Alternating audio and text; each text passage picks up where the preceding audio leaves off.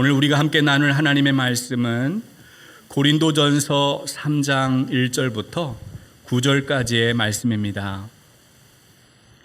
형제들아, 내가 신령한 자들을 대함과 같이 너희에게 말할 수 없어서 육신에 속한 자, 곧 그리스도 안에서 어린아이들을 대함과 같이 하노라. 내가 너희를 젖으로 먹이고 밥으로 아니하였노니 이는 너희가 감당하지 못하였음이거니와 지금도 못하리라. 너희는 아직도 육신에 속한 자로다.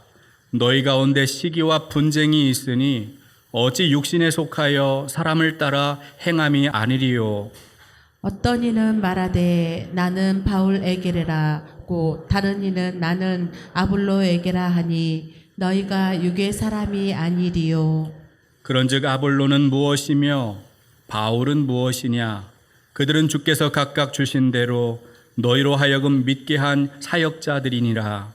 나는 심었고 아볼로는 물을 주었을 때 오직 하나님께서 자라나게 하셨나니 그런즉 심는 이나 물 주는 이는 아무것도 아니로되 오직 자라게 하시는 이는 하나님뿐이니라.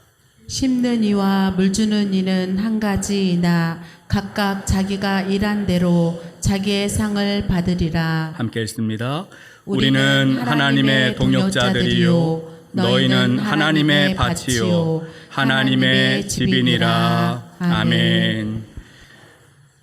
시대마다 사람을 평가하는 기준이나 관점은 늘 바뀌었습니다.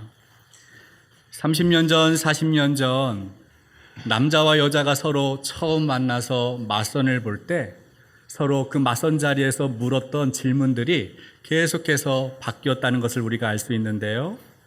그때는 이렇게 물었다고 합니다. 고향은 어디세요? 부모님은 무슨 일 하세요? 가정의 형제 자매는 몇입니까? 이런 환경을 묻거나 어느 학교 나왔습니까?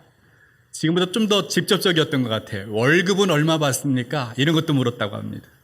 직장은 안정적인지 학력이나 직업에 대해서 구체적으로 물었다고 합니다. 당시 사람들의 관심은 서로 사랑하고 애틋하게 아끼고 하는 어떤 연애의 감정보다는 현실적인 조건을 확인한 것이 더 중요했고 결혼을 집안과 집안의 연결로, 결합으로 생각을 했습니다. 2000년대 들어서는 이 맞선의 문화가 조금씩 달라졌습니다. 집안이나 재산에 대한 관심보다는 그 상대방의 직업, 또 가치관, 라이프 스타일, 삶의 방식에 대해서 많은 관심을 가졌습니다. 회사의 위치는 어디에 있습니까? 근무 시간은 어떻게 됩니까?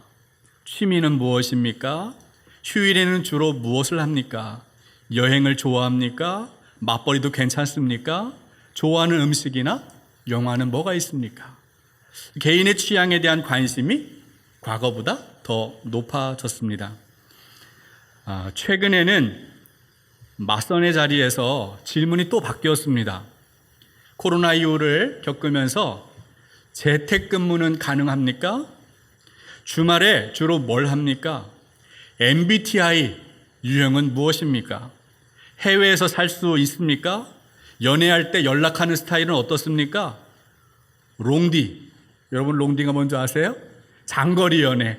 서울하고 목포랑 떨어져 있는데 우리 이렇게 연애해도 괜찮겠습니까? 이런 것들을 주로 많이 묻고 관심을 가졌습니다. 시대마다 사람들이 묻는 이 물음이 달라지는 것을 보면 사람을 평가하는 기준이나 사람을 바라보는 관점도 달라졌다는 것을 알 수 있어요. 오늘 우리가 읽은 본문을 보면 바울도 사람을 보는 눈, 사람을 바라보는 관점이 있었어요. 바울은 두 종류로 사람을 구분하고 있습니다. 하나는 영에 속한 사람, 영적인 사람. 다른 하나는 육에 속한 사람, 육신적인 사람입니다. 우리 고린도전서 2장 13절 14절 말씀을 한번 같이 읽어보겠습니다. 함께 보시죠. 우리가 이것을 말하거니와 사람의 지혜가 가르친 말로 아니하고 오직 성령께서 가르치신 것으로 하니 영적인 일은 영적인 것으로 분별하느니라. 육에 속한 사람은 하나님의 성령의 일들을 받지 아니하나니 이는 그것들이 그에게는 어리석게 보임이요 또 그는 그것들을 알 수도 없나니 그러한 일은 영적으로 분별되기 때문이라. 아멘. 여기서 바울은 두 종류의 사람을 언급하고 있습니다. 먼저 영에 속한 사람, 영적인 사람이죠. 이 영적인 사람은 성령에 의해 가르침을 받는다 했습니다. 성령을 받고 성령을 따라 순종하는 사람, 이런 사람이 영에 속한 영적인 사람입니다. 반대로 육에 속한 사람도 있어요. 육신적인 사람입니다. 이 육에 속한 사람은 하나님의 뜻에 관심이 없어요. 하나님의 뜻을 거부합니다. 말씀에 순종하지 않습니다. 성령의 가르침을 받지 않습니다. 하나님의 일에 무관심합니다. 자기가 살고 싶은 대로 자기의 능력을 의지하고 자기 힘을 의지해서 살아가는 사람, 그런 사람을 바울은 육에 속한 사람 이렇게 표현하고 있습니다. 여러분, 바울이 이렇게 사람을 바라보는 관점을 갖게 된 이유가 무엇일까요? 고린도 교회 성도들에게 이 두 종류의 사람에 대해서 구분지어 말하고 있는 이유가 무엇이겠습니까? 사도행전 18장을 보면 고린도 교회가 설립되는 과정이 소개되어 있습니다. 바울이 2차 전도 여행 중에 고린도를 처음 방문합니다. 당시 고린도는 무역과 상업의 중심지였고 이방 종교와 태폐 향락 문화가 어우러진 뒤섞인 도시였습니다. 거기서 바울은 천막을 만들며 일하는 아굴라와 브리스길라를 만났고 그들과 함께 일하면서 생업과 동시에 복음을 전했습니다. 안식일마다 회당을 찾아가서 유대인들에게 또 이방인을 대상으로 예수님의 복음을 전했는데 1년 6개월 동안 복음의 씨앗을 열심히 뿌려서 그 열매가 자라서 얻게 된 그 복음의 열매가 고린도 교회였어요. 바울이 처음 고린도에 도착해서 복음을 전할 때는 고린도에 있는 사람들은 다 육신에 속한 사람들이었습니다. 그들은 하나님이 누구인지 몰랐습니다. 바울이 전하는 이 예수 그리스도의 복음을 처음 들었습니다. 따라서 하나님의 계획, 하나님의 뜻과는 상관없이 자기의 욕망에 이끌려서 살던 사람들, 육에 속한 사람들이었어요. 자기 욕망의 욕체와 욕망과 또 탐욕을 따르는 삶, 바로 이것이 육에 속한 사람들의 특징입니다. 그러나 바울이 전하는 예수 그리스도의 복음을 들었고 어떤 사람들이 예수님을 영접하고 신앙생활을 시작하게 되었어요. 그들은 성령을 선물로 받았습니다. 하나님의 뜻이 이런 거구나 깨닫기 시작합니다. 조금씩 육에 속한 사람에서 영에 속한 사람으로, 영적인 사람으로 조금씩 이렇게 자라가기 시작을 했다는 거죠. 그러던 중에 바울이 잠시 고린도를 떠나서 다른 지역에서 복음을 전했습니다. 바울이 다른 지역에서 열심히 사역을 하고 있는데 고린도 교회에 대한 소문이 들려오기 시작합니다. 물론 이 바울이 들었던 소식 중에는 기쁜 소식, 좋은 소식, 반가운 소식도 있었지만 때로는 교회에 대해서 안타깝고 낙심하게 되고 속상한 안 좋은 소식도 들려왔어요.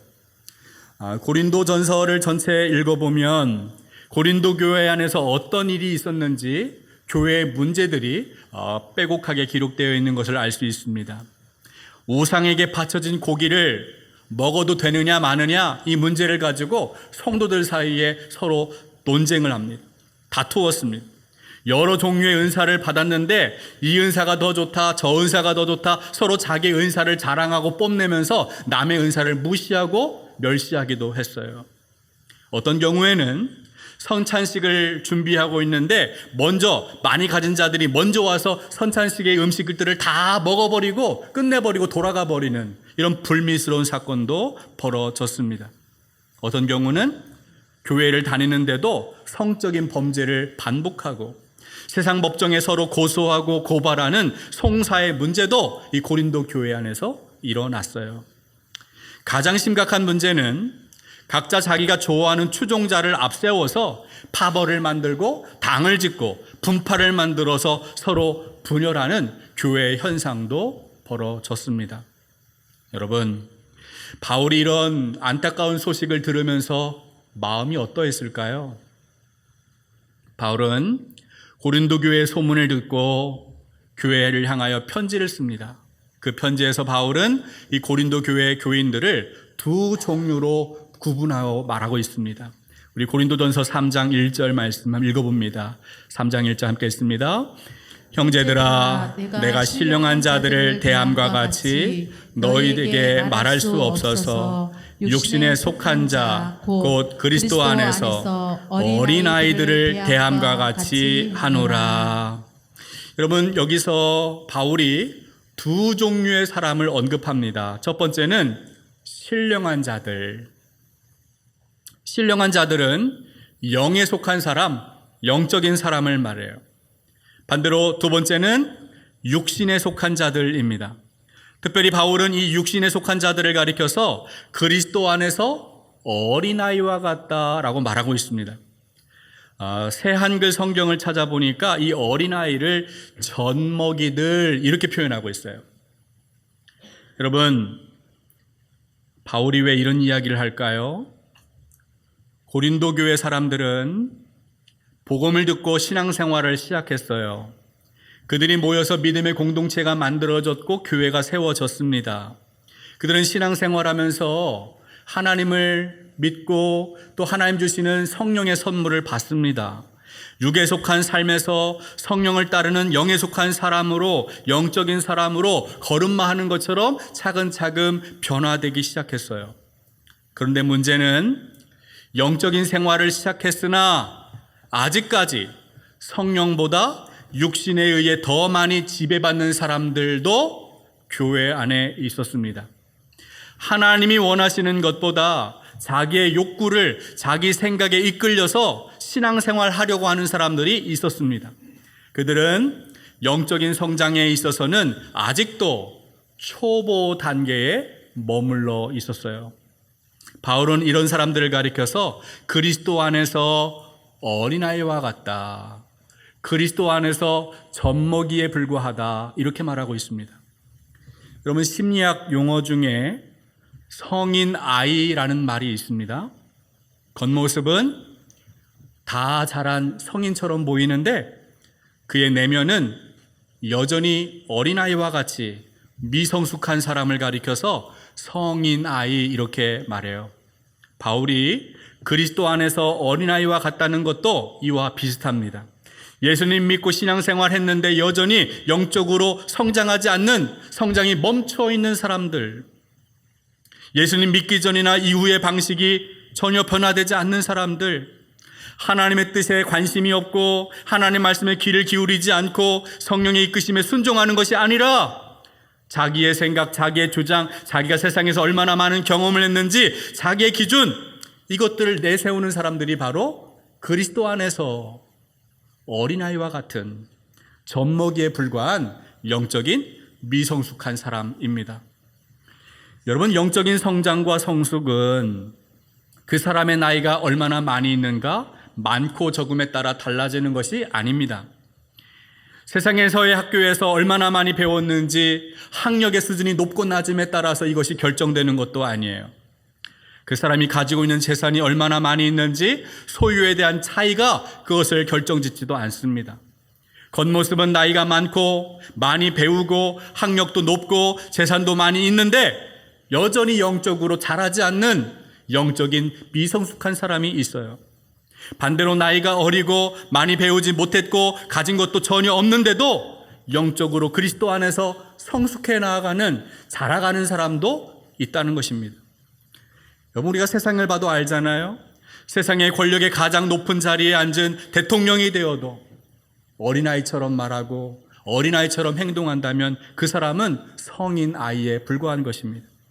반대로 아무리 가진 것이 없고 못 배웠어도 세상의 어른이 되어서 옆 사람에게 깊은 울림을 주고 선한 영향력을 끼친다면 그 사람은 성숙한 사람인 것입니다. 교회 안에서도 마찬가지예요. 여러분, 교회가 어떤 곳입니까?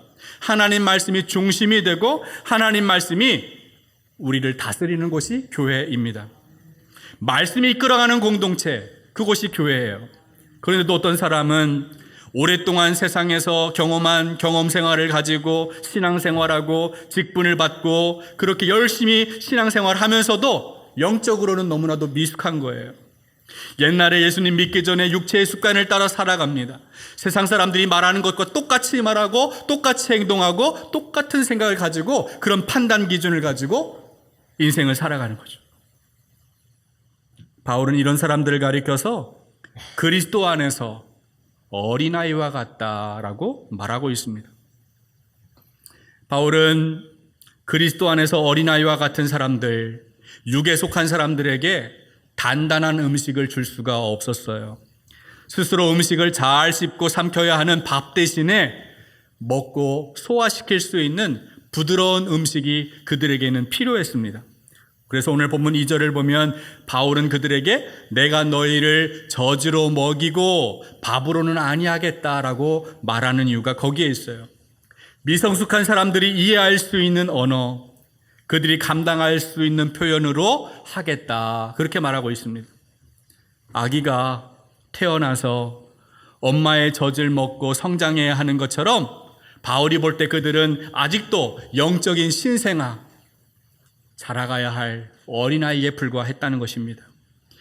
여러분, 바울이 왜 고린도 교회 교인들을 향하여 이렇게 미성숙한 사람이다라고 평가할까요? 그 이유가 무엇입니까? 근거가 있습니까? 고린도전서 3장 3절 4절 말씀 한번 우리 같이 읽겠습니다. 함께 보시죠. 너희는 아직도 육신에 속한 자로다. 너희 가운데 시기와 분쟁이 있으니 어찌 육신에 속하여 사람을 따라 행함이 아니리요. 어떤 이는 말하되 나는 바울에게라 하고 다른 이는 나는 아볼로에게라 하니 너희가 육의 사람이 아니리요. 여러분, 바울이 고린도 교회 성도들을 가리켜서 육에 속한 사람들이다라고 평가하는 이유, 그 근거는 그들이 교회 안에서 신앙생활하면서 뭐가 있어요? 시기와 분쟁이 있었어요. 시기와 분쟁은 자기중심적인 삶의 태도에서 나오는 결과물입니다. 자기의 생각, 자기의 기준을 앞세우다 보니까 서로 다툼이 일어나는 거예요. 시기가 일어나는 것이죠. 여러분, 이것은 하나님의 뜻이 아닙니다. 하나님의 말씀이 아니에요. 성령을 따르는 사람들이 맺는 성령의 열매에는 시기가 없어요. 분쟁이 없습니다. 바울은 영에 속한 사람들, 성령의 뜻에 따르는 순종하는 사람들이 맺는 열매가 무엇인지 갈라디아서에서 소개하고 있습니다. 우리 갈라디아서 5장 22절, 23절 말씀 우리 한번 같이 읽겠습니다.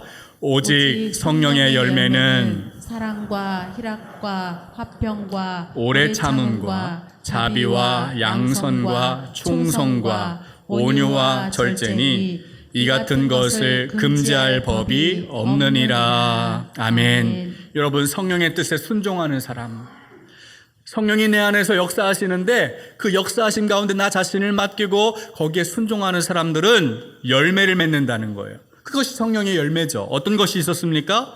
사랑, 희락, 화평, 오래 참음, 자비, 양선, 충성, 온유, 절제. 여러분, 이런 성령의 열매를 맺는 사람들이 어떻게 교회 안에서 다른 사람을 시기하고 다른 사람과 분쟁하겠어요?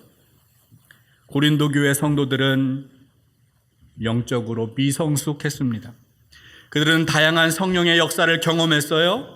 그리스도 안에서 좋은 언변, 지식이 풍족했다라고 바울은 말하고 있습니다.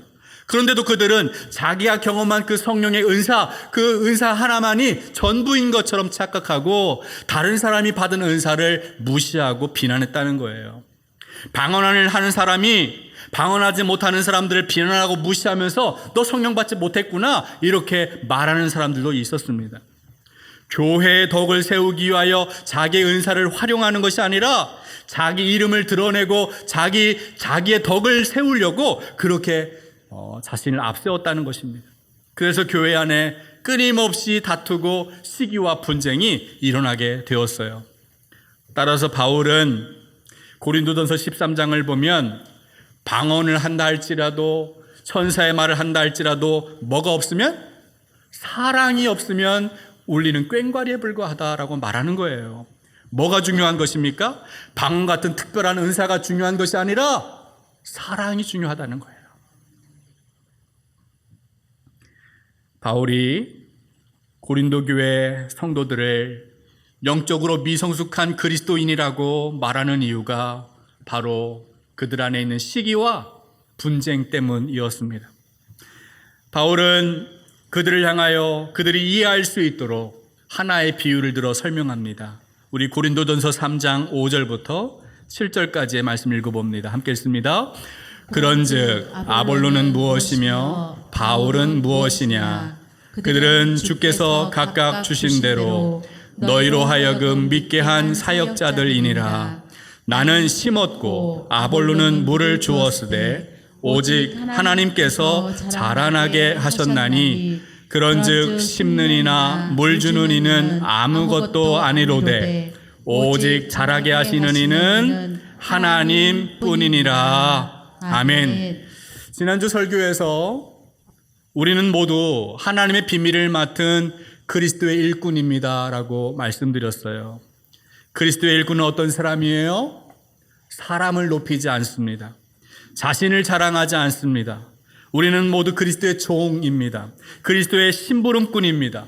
주님이 일을 맡겨주시면 그 일을 맡아 관리하는 청지기에 불과해요. 그래서 우리가 물을 주고 심어도 그것은 아무것도 아니로되 라고 고백해야 되는 거예요. 그것이 바울의 정체성이었어요. 바울이 고백합니다. 나는 심고 아볼로는 물을 주었지만 오직 하나님이 자라나게 하셨나니. 여러분, 바울이 나는 심고 아볼로가 물을 주었다라고 말하는 것은 사람마다 사명이 다르다, 역할이 다르다라는 점을 강조하고 있어요. 아볼로와 바울은 복음을 선포하고 그리스도의 일을 맡은 그리스도의 일꾼이며 종이 되었습니다. 하나님의 비밀을 맡은 청지기입니다. 그들은 사명이 달랐어요. 역할이 달랐어요. 그러나 본질적인 사명, 그들이 하나님으로부터 부르심을 받은 그리스도의 종이라는 자기 정체성은 동일했습니다. 바울은 교회를 개척하는 은사가 있습니다. 사명을 따라서 고린도에 복음을 전했어요. 그 후에 아볼로가 왔습니다. 아볼로는 가르치는 은사가 있어요. 이 사명을 따라서 교인들을 잘 양육했어요. 그들은 하나님의 뜻에 물을 주고 심는 그런 자기 역할을 감당하는 아무것도 아닌 사람들이라는 거예요. 순종하는 종에 불과하다는 것입니다. 그러나 교회를 성장시키시고 교인들의 믿음을 자라게 하시는 분은 하나님이십니다. 믿음은 저절로 자라는 것이 아니에요. 하나님 말씀에 순종할 때 믿음이 자랍니다. 하나님은 우리의 믿음이 날마다 자라기를 원하세요. 불순종하면 자라갈 수가 없어요. 영적인 성장은 멈추게 되는 것입니다. 초대교회 안에는 사도나 장로, 집사와 같은 직분이 있었는데 모든 직분을 통칭하는 용어가 하나 있었어요. 그것이 뭐냐면 헬라어의 디아코니아라는 단어입니다. 이 단어 디아코니아는 식탁에서 시중 두는 것을 의미합니다. 주인이 식탁에 앉아서 편안하게 음식을 먹습니다. 그러면 옆에 있는 종들은 어떻게 해야 되죠? 시중 두는 사람은 어떻게 해야 됩니까? 주인이 필요한 것이 무엇인지 잘 지켜보고 있다가 물이 필요한 물도 따라주고 숟갈이 떨어지면 숟갈도 주워줘야 하고 손도 닦을 수 있도록 물수건도 준비하고 이것이 다 종이 하는 역할들이에요. 여러분, 교회 안에서 직분을 맡은 모든 사람은 디아코니아라는 거예요. 여러분, 당시에 로마 제국이나 유대인 관리들이 권력을 가지고 있는 사람들이 그들을 자신을 드러낼 때에 자기의 계급, 자기의 직분, 자기의 높은 권위를 내세우는 용어들이 많이 있었는데 그럼에도 이 초대교회는 세상에서 사용하는 그런 권력을 의미하는 계급을 상징하는 그런 단어들을 사용하지 않고 하나의 단어를 고수했어요. 디아코니아. 여러분, 그 이유가 무엇일까요? 교회의 직분은 지배하는 것이 아니라 섬김을 위한 것입니다. 직분은 다양한 자리에서 다양한 역할로 섬기지만 그것은 직위의 높고 낮음, 권위의 높고 낮음이나 그런 것들을 뜻하는 것이 아니라 계급이 아니라 모두가 다 같은 마음을 품고 그리스도를 섬기는 것입니다. 마지막으로 바울은 교회에서 서로 다른 역할과 사명을 감당할 때 하나님이 각자가 일한 대로 상을 주신다라고 말하고 있습니다. 우리 고린도전서 3장 8절 9절 말씀 함께 읽겠습니다. 함께 보시죠. 심는 이와 물 주는 이는 한 가지이나 각각 자기가 일한 대로 자기의 상을 받으리라. 우리는 하나님의 동역자들이요 너희는 하나님의 밭이요 하나님의 집이니라. 아멘. 여러분, 바울은 심고 아볼로는 물을 주었어요. 그러나 자라게 하시는 분은 하나님이십니다. 하나님이 그들에게 각각의 은사를 주시고 사명을 주셨고 그들은 자신의 은사대로 사명대로 섬기고 헌신하여서 하나님의 놀라운 일을 이루어 갔습니다. 그러므로 그들은 하나님의 동역자들입니다. 여러분, 우리가 교회 안에서 서로가 맡은 역할들이 다 다르죠. 어떤 사람은 이런 일로, 저런 사람은 저런 일로 섬깁니다. 목사는 말씀을 바르게 해석하고 가르쳐서 성도들을 잘 양육하는 역할을 맡은 사람이에요. 반주자는 예배를 잘 부드럽게 진행될 수 있도록 돕고 우리 찬양대는 하나님을 찬송하는 역할을 맡고 있어요. 교회 학교 교사들은 우리 아이들을 신앙 안에서 믿음으로 잘 양육하는 역할을 맡고 있습니다. 여러분, 우리가 서로 역할은 다 제각각 다릅니다. 그러나 우리 모두가 교회를 세우고 그리스도의 몸을 세워가는 일들에 함께 부름을 받은 하나님의 동역자들이에요. 바울이 자기가 일한 대로 상을 받는다라고 말하고 있는데 이 말은 하나님 앞에 모든 역할이 크든 작든 모든 역할이 동등함을 의미하고 있어요. 하나님 보실 때는 앞에서 설교하는 목사나 반주하는 반주자나 찬양대원으로 섬기는 모든 사람들이 다 소중하고 가치 있다는 거예요. 교회의 모든 일이 하나님을 위한 하나님의 일이다라는 것입니다. 여러분, 따라서 하나님은 각자가 맡은 역할을 잘 감당하고 충성할 때 하나님이 그들에게 상을 주신다라고 말씀합니다. 자기가 일한 대로 상을 받게 될 것입니다. 여러분, 모든 일이 하나님 앞에 소중하다고 말씀드렸어요. 모든 일이 하나님의 일이라고 말씀드렸습니다. 그렇다면 상급에 차이가 있습니까? 없습니까? 말씀을 전하는 목사는 더 큰 상을 받고 보이지 않는 곳에서 저 방송실에서 이렇게 애쓰는 땀 흘리고 수고하는 헌신하는 사람들은 작은 상을 받을까요? 절대로 그렇지 않다는 거예요. 바울이 말하고 있는 하나님이 주시는 이 상은 차별이 없어요. 어떤 사람은 큰 상 받고 어떤 사람은 작은 상을 받는 것이 아닙니다. 하나님 주시는 상은 하나님과의 깊고 친밀한 관계를 맺어가는 것이 하나님이 말씀하는 상이에요.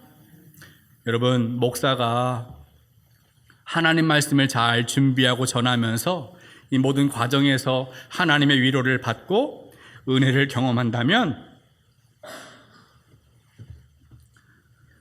목사는 그것이면 족한 것입니다.